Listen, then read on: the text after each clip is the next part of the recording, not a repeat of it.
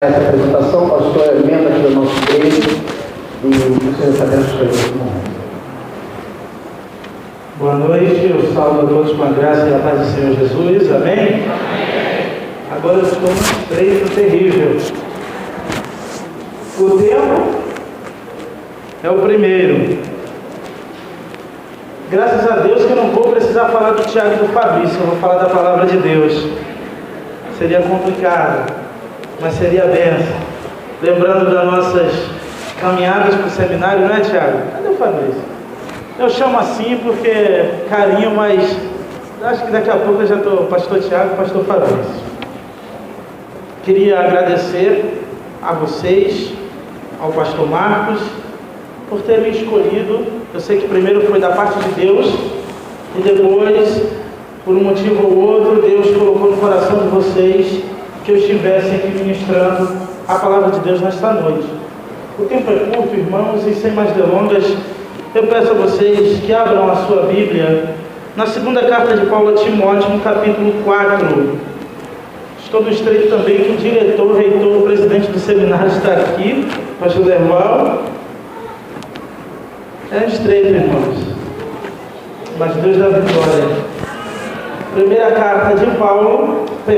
Segunda carta a Timóteo, 2 Timóteo, capítulo 4.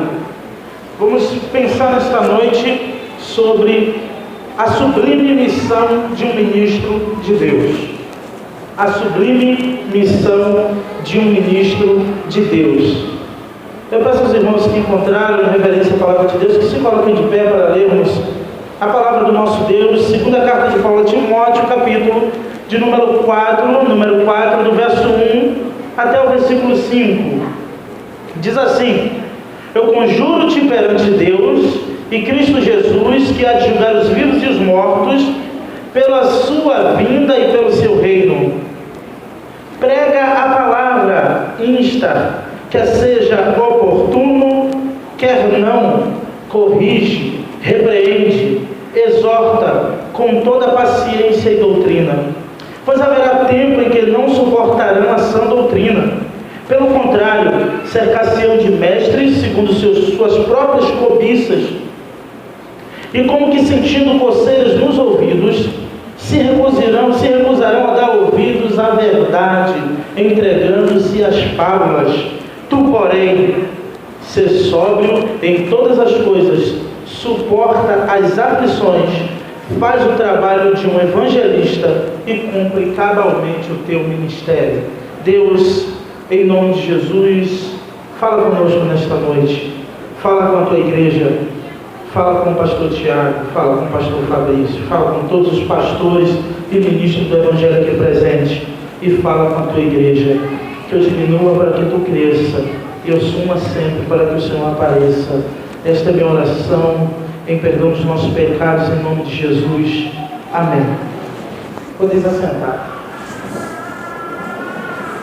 A segunda carta de Paulo a Timóteo é sem dúvida uma carta que eu acho que, ainda que fosse na primeira ou na segunda, nós poderíamos falar de uma forma bem ampla sobre os desafios do ministério pastoral, o que é redescobrir de fato o ministério pastoral, e hoje eu tenho essa propriedade para poder falar um pouco sobre os desafios do ministério pastoral, embora ainda esteja engateando, não comparado com o pastor Nerval, 38 anos, quase 40 anos, pastor em uma única igreja.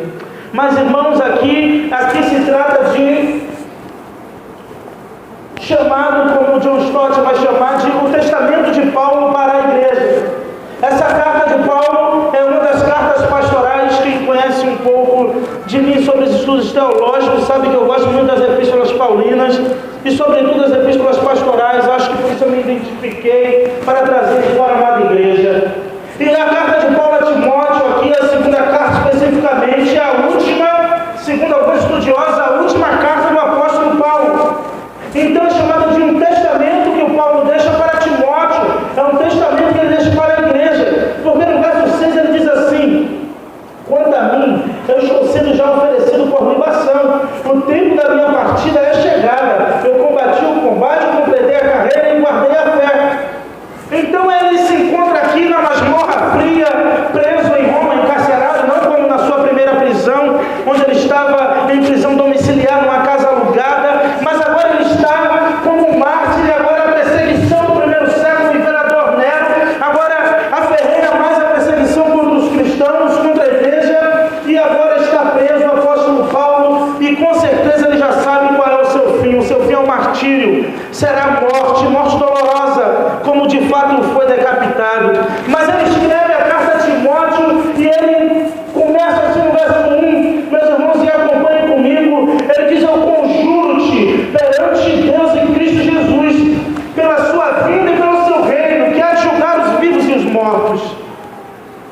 Percebam a seriedade desse momento aqui, percebam de fato aqui como está em conflito, como está o coração do apóstolo Paulo em deixar de passar o bastão para Timóteo, em encerrar a sua carreira, as cortinas da sua vida. Meu professor Geazi, mestre, já estão se fechando e agora Paulo precisa deixar algo para Timóteo, que foi o seu conselheiro, que foi o seu cooperador, que foi o seu ajudador em prisões, em viagens missionárias.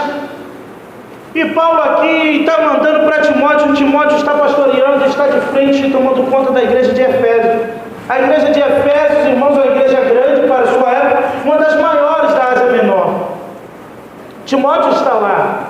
Paulo precisa dar algumas orientações para Timóteo, e quem já leu as cartas de Paulo a Timóteo sabe que ele dá orientações tanto de como se portar, tanto de como se portar diante da igreja, das moças, dos anciãos, das viúvas. Paulo deixa várias orientações, mas aqui ele deixa uma orientação sublime, e é sobre isso, em poucas palavras, que nós iremos pensar nesta noite. Ele deixa uma missão sublime, ele deixa no seu testamento algo precioso para Timóteo, e ele chama-o e convoca, mesmo que em carta, para um juramento, como um tribunal, onde se põe a mão sobre a Bíblia e se jura dizer a verdade, e nada mais que a verdade, somente a verdade.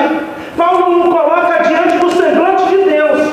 Paulo coloca Timóteo, mesmo em carta, mesmo em Roma, e essa carta chegando a Efésio, ele coloca Timóteo diante do semblante de Deus. Ele diz: olha, eu conjuro-te diante de Deus e de Cristo Jesus, pela sua vida e pelo seu reino, que há de julgar os vivos e os mortos. Ele chama Timóteo para a responsabilidade daquilo que um dia ele iria prestar contas para Deus na sua vida. E se ele estivesse morto, ele iria ser ressuscitado para resolver esse negócio com Deus.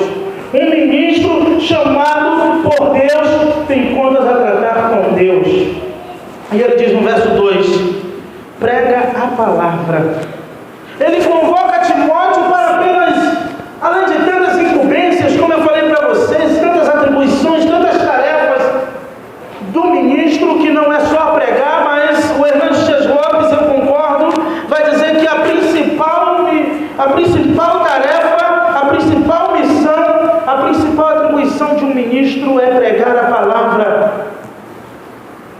Um culto, segundo ele, no seu livro, um culto pode acontecer sem louvor, um culto pode acontecer sem liturgia, mas ele não pode acontecer sem a palavra. Ele convoca Timóteo e vai dizer: prega a palavra, insta, quer seja oportuno, quer não, corrige, repreende, exorta com toda a paciência e doutrina. É o que ele pede a Timóteo. Ele pede uma coisa: prega a palavra. Ele não disse: pregue aquilo que vier no teu coração. Ele não disse: pregue algo que te dê uma boa ideia. Ele diz: pregue a palavra. Ele convoca Timóteo para um juramento, mas para algo tão simples, para algo que todos nós sabemos. E ele o convoca: pregue a palavra. Insta, que quer dizer esteja apto, esteja pronto, esteja disponível. E esse prega a palavra aqui no grego é o kerusotum logum. O keruson, o keruskis, é de fato o que significa o arauto, que é proclamar. Então kerusso é proclama, era o papel do arauto. O arauto era um mensageiro do rei, que ele transmitia exatamente as palavras do rei. Ele não poderia acrescentar nada às palavras que ele ouviu, e ele não poderia subtrair nenhuma dessas verdades que o rei, ou o embaixador, mandou ele falar. Então ele diz aqui: ó, Querusso, você é um arauto, você tem que proclamar algo inteligível de forma clara, as minhas palavras como eu te ordeno. Era esse o papel do arauto. E Paulo coloca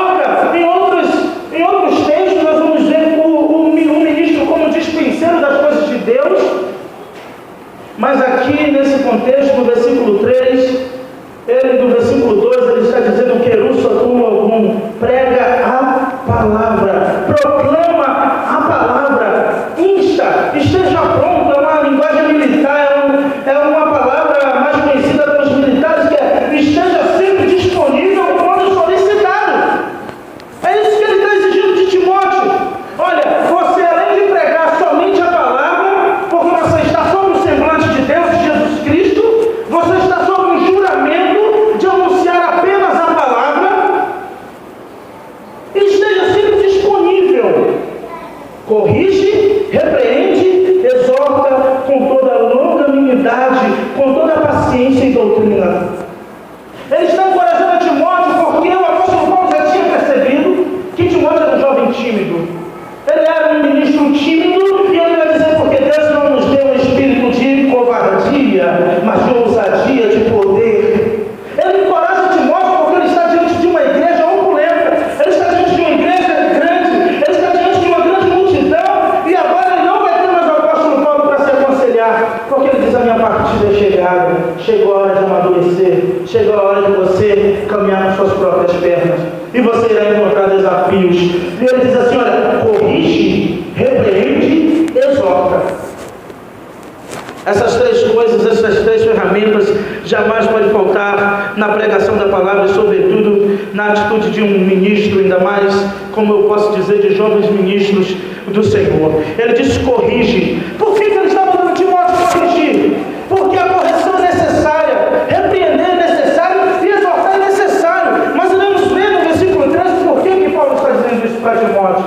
Ele vai dizer: porque nos últimos dias haverá tempos em que não suportarão a sã doutrina.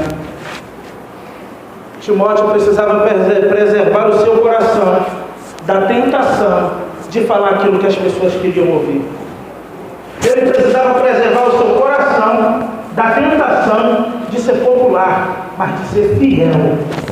Ele precisava preservar o seu coração na sã doutrina, para que ele não viesse a subtrair verdades da palavra de Deus.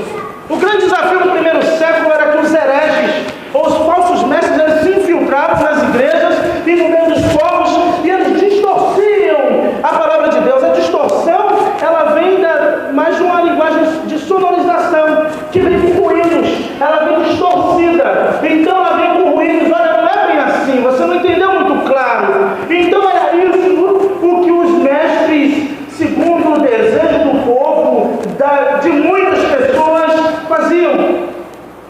Eles distorciam a verdade e diziam: não é bem assim. Não, você pode isso. Quem falou que não pode? Mas hoje o grande desafio do século XXI é que alguns mestres não estão distorcendo, eles estão subtraindo algumas verdades. Estão deixando de falar para poupar os ouvidos da sua igreja amada. Estão deixando de falar verdades para poupar o seu rebanho. Estão subtraindo verdades que de fato são palavras de vida, porque em Hebreus vai dizer que toda disciplina, no momento, ela causa tristeza, mas na verdade ela traz cura, ela traz mudança. Então, o desafio que estamos vendo, as pessoas estão, alguns irmãos, e nós não podemos, como ministros da palavra de Deus, cair na tentação de ser agradável. Nós temos que ser fiéis àquilo que Deus nos chamou para fazer. É o que eu sou. Prega a palavra. Porque nos últimos tempos isso já acontecia há 2000 anos atrás. Na época do apóstolo Paulo, eles já tinham coceira nos ouvidos, que dirá nos nossos dias.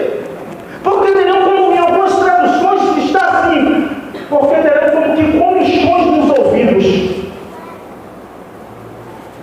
Pelo contrário, no verso 3, eles não suportarão a sã doutrina. Eles se cercar-se-ão de mestres segundo seus próprios desejos, para falar coisas desejosas aos seus ouvidos. Temos que nos livrar da tentação de pregar música de ninar para as igrejas, para as pessoas. Era isso que o apóstolo Paulo estava dizendo. Prega a palavra a tempo e fora de tempo. Corrige, repreende e exorta. Corrigir é você consertar o erro. Repreender é uma linguagem muito comum que os pais repreendiam seus filhos, e meu pai me repreendia assim, com aquela vara de goiaba, aquela varinha de pé de goiaba. Ali era a repreensão do meu pai. Nas costas doía muito, mas me ensinou muita coisa. Doía muito, mas me ensinou muitas coisas. Me tirou de muitas ciladas aquelas chicotadas com aquelas galhos fininhos de goiabeira do meu pai. E repreensão é isso, é você se indispor com a pessoa. Repreender é se indispor, é se colocar na frente dela e mostrar a verdade.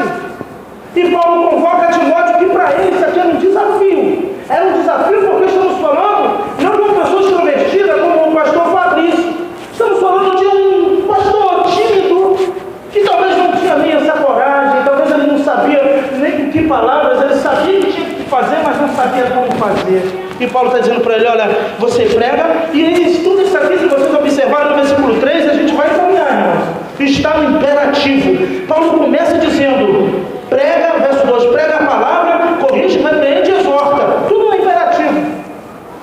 Pois haverá tempo que não darão ouvidos a essa doutrina, pelo contrário, cercar-se-ão de mestres, segundo a sua própria cobiça, como que sentindo coceira nos ouvidos. Eu me fiz pensar no ministério de Ezequiel. Quando Deus convoca Ezequiel para o ministério, Deus diz no capítulo 2 de Ezequiel, no verso 6, bem assim: tu, ó filho do homem, não temas nem as suas palavras, ainda que haja sarças, espinhos para contigo, que tu habites entre escorpiões.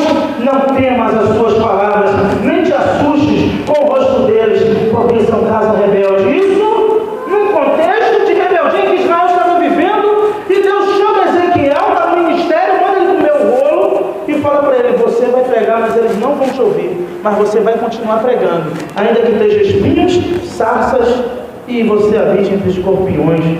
No verso 7 do capítulo 3, Deus continua dizendo para Ezequiel, mas a casa de Israel não te dará ouvidos.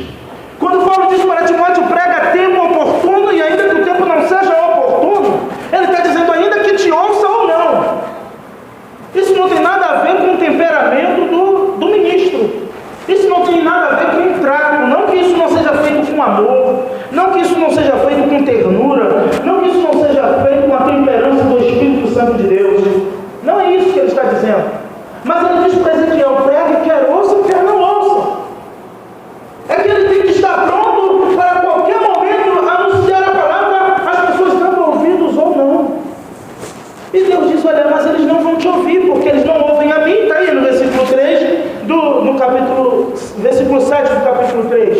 Ele diz, eles não ouvirão a mim, então não é você que eles vão ouvir. Então não se preocupe, porque se não ouvem a mim, não vão ouvir a você. Mas você irá pregar e anunciar aquilo que eu te mandei você falar. Quando Isaías em crise pergunta para Deus, Senhor, até quando eu vou pregar? Ninguém se converte. Ele diz, até não restar ninguém. Você vai pregar até não restar ninguém. O seu papel é pregar. Deus nos chamou, pastor Tiago, pastor Fabrício, pastores aqui presentes e a amada igreja, para anunciar a palavra de Deus. Ele nos chamou para anunciar para vocês essas verdades. E a igreja precisa responder a isso com positividade. Porque a igreja dos Gálatas não foi assim. Paulo fundou a igreja dos Gálatas, 6 meses depois estava todo mundo desviado. 6 meses depois. E ele diz assim, ó insensatos Gálatas, por que tão depressa vocês se desviaram para um outro evangelho? Eles tiveram o apóstolo Paulo uns dias com ele, ministrando e ensinando. Paulo viaja 6 meses depois, está todo mundo na onda dos novos apóstolos. Está todo mundo na onda dos judaizantes do que se intitulavam apóstolos. E Paulo já começa a sua saudação aos Gálatas de uma forma um tanto que severa, quando ele diz, o apóstolo Paulo, da vontade de Deus e não do homem, por intermédio de Deus e não do homem. A gente vê que o apóstolo Paulo também teve o seu apostolado questionado. As aflições do ministério também envolvem isso, e a gente vai chegar lá. Ele teve o seu ministério questionado, mas ele disse, vocês se desviaram tão depressa, vocês se desviaram tão rápido para um outro evangelho, se não outro evangelho, senão alguns que vos perturbam. De fato eram pessoas que já faziam no meio do povo, eram pessoas que estavam infiltradas como na epístola de Judas. Eles se infiltram em vossas festas de fraternidade, banqueteando convosco nas vossas festas ágapes, bajulando os outros por causa do interesse. São rochas submersas, ondas bravias do mar, que espumam suas próprias sujidades. Ele preserva aos cristãos, ele escreve para que eles batalhem pela fé.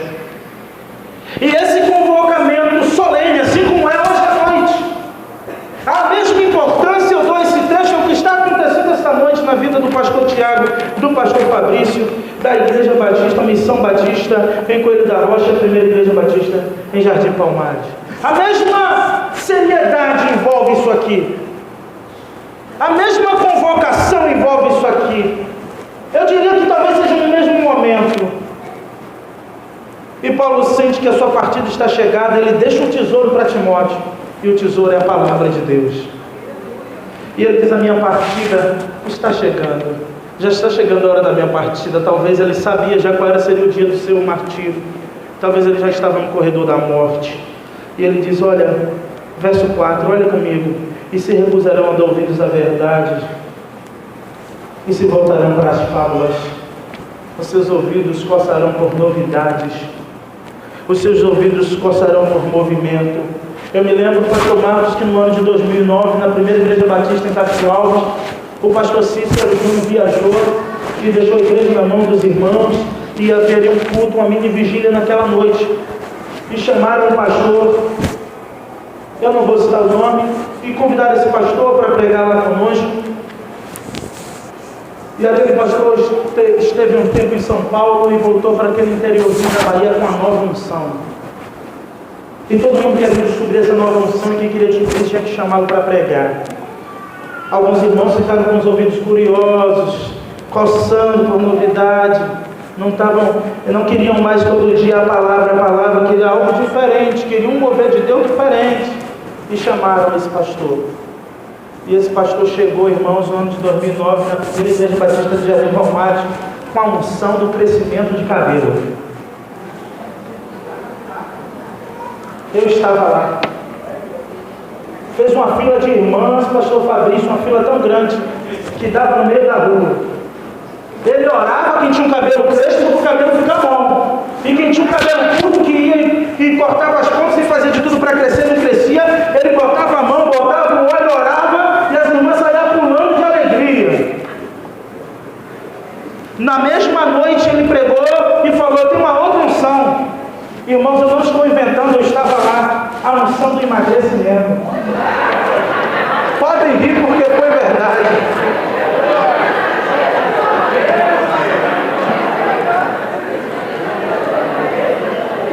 Vocês devem encontrar a mensagem deles no YouTube. A unção do emagrecimento foi maior. Chegou aquelas diaconisas conservadoras, aquelas mulheres piedosas da igreja, e ele falou, vem diaconisa, chamou as diaconisas, e ali ele ia orando, e as irmãs emagreciam. Ele orava e depois colocava 4 dedos assim, olha, tinha que ser diaconisa, né, porque eram irmãs, e ela colocava 4 dedos assim, e a roupa estava caindo, elas tiveram que prender. Foi uma fila, foi uma benção, o pastor quase perde o ministério lá quando chegou de férias. Mas a culpa não foi dele. Mas irmãos, encheu de gente, veio gente de outras igrejas, acabaram os cultos das suas igrejas e abarrotaram a nossa, e a nossa igreja ficou com quase 1000 membros. E já era quase 11 horas da noite, a unção do emagrecimento nunca acabava. E ninguém nunca emagrecia. E ele dizia, tu não emagreceu porque tu não tem fé. Porque se tu tiver fé, tu vai emagrecer. Aí dessa semana eu vou te ligar, você vai me dizer que perdeu 7 quilos. Só faltou ele dizer, você também não quer fechar a boca? Não tem milagre. Irmãos, isso aqui é o que acontece nos nossos dias. Isso aqui é o que muitas pessoas procuram. Isso aqui, irmãos, é o que, na verdade, alguns desejam. Coisas agradáveis de se ouvir, coisas agradáveis aos ouvidos, coceiras, músicas, fábulas, historinhas. Na época a gente tinha contadores de fábulas e contava cada história que o povo ficava estarrecidos. Mas a verdade que era bom, eles rejeitavam a verdade, como Paulo diz, além de se cercarem de mestres segundo seus próprios desejos, recusariam a verdade, não dando ouvido à palavra e se voltariam para as fábulas, dizendo assim, a historinha que a gente quer. E ele diz assim, uma conjunção coordenada adversativa aqui no verso 15. Tu, porém, é um livro do John Stott, tu, porém, é um livretinho, 57 páginas, eu li um pouquinho sobre ele. Tu, porém, ele diz para Timóteo, você é o contrário, você vai remar contra tudo isso, você vai remar contra todas essas tentações de crescimento de igreja, você vai remar contra todas essas novidades de encher a igreja, você vai remar contra métodos de crescimento. Só existe um método de crescimento, é o que lava, purifica e salva, a palavra de Deus. O método não é maior do que a palavra. Pastor fulano de tal não está maior do que a palavra. Não existe método de enchimento de igreja. Quer que a sua igreja encha? Pregue a palavra. Steve Lawson vai dizer que conforme caminha o público, caminha a igreja. Conforme caminhou o púlpito, assim caminhará a igreja, porque é a palavra. E se o púlpito fosse comparado, o púlpito aqui na linguagem figurada é a palavra, onde a Bíblia fica debruçada, né? Mas se o púlpito fosse comparado com um trem, ele seria o primeiro vagão que puxa todos os vagões. Ele não pode estar no meio do vagão, ele não pode estar no último vagão, ele não pode estar no segundo vagão. O púlpito é o motor, é o primeiro vagão que puxa a igreja, porque sobre ele está a palavra de Deus. E assim, pastor Tiago, que no púlpito da Missão Batista MBA esteja a palavra de Deus sempre, como já tem sido, para a glória de Deus. Da mesma forma para você, pastor Fabrício, todas as vezes que assomaram o púlpito, tanto desta igreja quanto de uma outra, que o seu compromisso seja com a verdade. Chega dessa mensagenzinha que está todo mundo ok, ninguém está ok, todos estão perdidos e carecem da graça de Deus. Só existe uma coisa que nos sustenta, irmãos, é a graça de Deus. É Deus que nos sustenta, ninguém está ok não.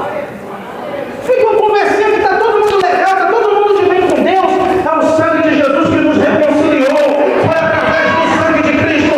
Quando Deus olha para a humanidade, Ele vê o sangue de Jesus, e quando Ele olha para a primeira igreja batista de Jardim Palmares, Ele não vê a irmã Gema, Ele não vê o pastor Marcos, Ele vê o sangue de Jesus derramado, vestido na cruz do Calvário, e é por isso que Ele está aqui nesta noite, porque o seu Filho morreu por nós. Então ninguém está ok, somos depravados e precisamos da graça e da misericórdia de Deus para nos sustentar. E Ele disse: você vai ser diferente, você vai ser o contrário de tudo, você vai ser sóbrio. Quando todo mundo estiver na embriaguez espiritual, viajando na maionese, não são do crescimento de cabelo, não são do emagrecimento, você vai se manter sóbrio. Quando homens e mulheres, John Stott disse, estiverem embriagados por religiosidades, o ministro de Deus tem que se manter sóbrio. Ele diz para Timóteo: você só vai se embriagar de uma coisa, é da palavra de Deus. Enchei-vos do Espírito Santo de Deus. Ele diz: não vos embriagueis do vinho que há contenda, mas enchei-vos do Espírito Santo de Deus. E ele disse: sofre, suporta as aflições. Suportar as aflições de muitas vezes não ser nem ter o seu ministério reconhecido. Suportar as aflições de às vezes ter até o seu ministério questionado. Assim como Paulo teve na igreja de Corinto, que diziam: Paulo não prega nada, Paulo é fraco pregando. Capítulo 11 de 2 Coríntios, ele só é duro por carta, mas na nossa frente ele é fraco e desprezível. E Paulo disse: deixa eu ter com vocês, que eu vou ter ele com alguns, e a gente vai acertar as contas. Porque ele diz: quando eu fui com vocês com palavras persuasivas, bem articuladas nos filósofos, eu não fui com eloquência, mas eu fui no poder de Deus, no dínamo de Deus, com sinais e maravilhas. Ainda que nos falte palavras bonitas, ainda que nos faltem pérolas à nossa boca, o que não nos pode faltar é o poder do Espírito Santo de Deus sobre nossas vidas.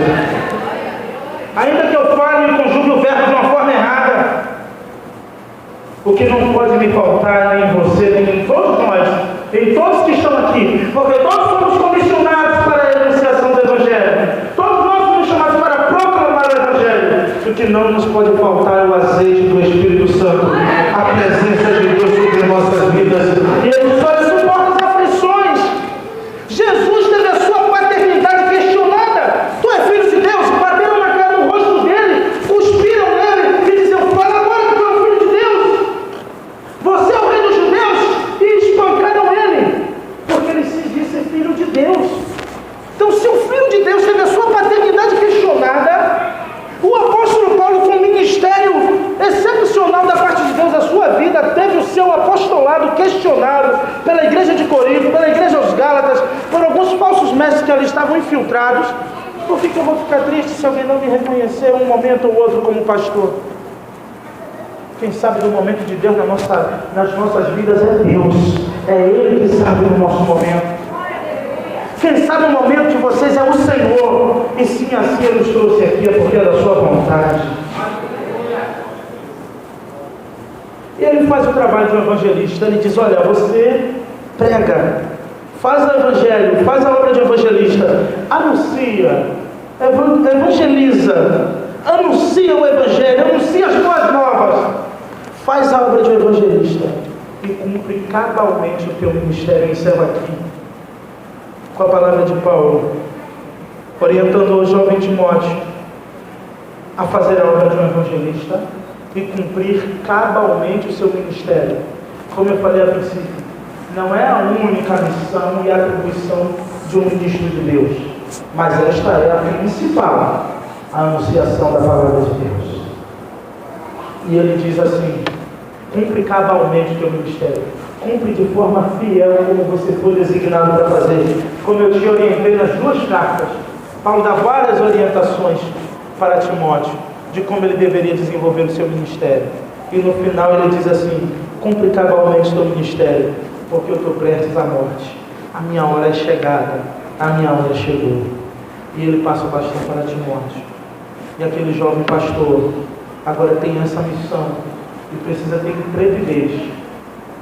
É uma das atribuições do Espírito Santo, te deixar corajoso, ousado para anunciar, ainda que o momento seja agradável ou não, ainda que todos queiram ouvir fábulas e música de ninar, ainda que naquela noite alguém não bata nas tuas costas e diga: que mensagem maravilhosa.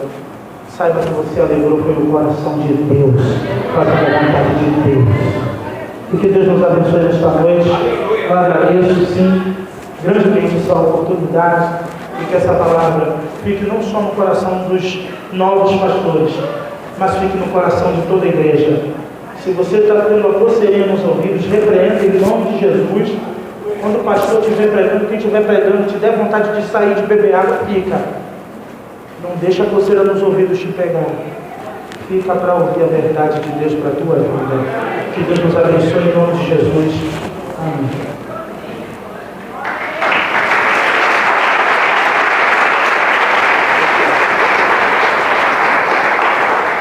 Glória a Deus. Louvado seja o nome do Senhor. Irmãos, gostaria de convidar os pastores presentes, a pastora aqui, a outra pastora, pai da irmã Gabriela, que está aqui, e a outra pastora, que tem situações nesse momento.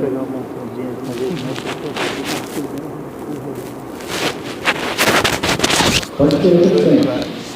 Batista, Igreja Batista Coluna da Verdade, em Cruz das